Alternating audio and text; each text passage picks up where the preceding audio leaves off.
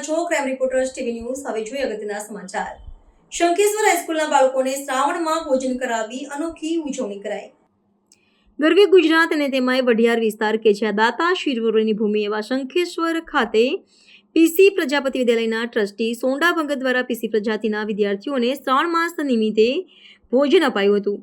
શંખેશ્વર પાર્શ્વનાથ ગામ વિકાસ ટ્રસ્ટ સંચાલિત પીસી પ્રજાપતિ વિદ્યાલય અને શંખેશ્વર શાળાના વિદ્યાર્થીઓને શાળાના ટ્રસ્ટી શ્રી સોંડા ભગત પરિવાર તરફથી ગત મંગળવારના રોજ શાળાના 400 વિદ્યાર્થીઓને શ્રાવણ માસ નિમિત્તે જૈન ભોજન શાળામાં જમાડીને શ્રાવણ માસની ખરા અર્થમાં ઉજવણી કરી હતી।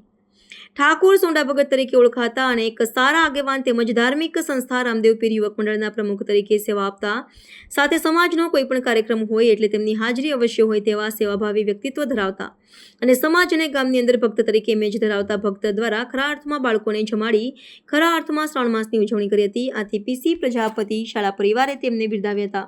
રિપોર્ટર ગુગાજી ઠાકોર, શંખેશ્વર।